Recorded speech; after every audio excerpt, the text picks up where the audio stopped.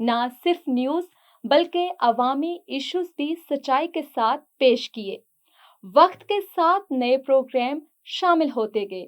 Kashmir debate, इस्लाम का सफर, सिंध की आवाज और बैनुल-अक़वामी सतह पर पाकिस्तान की पहचान बनने वाला प्रोग्राम वॉइस ऑफ पाकिस्तान, जो बीजिंग से शाहिद अफराज खान की मेजबानी में नशर होता रहा।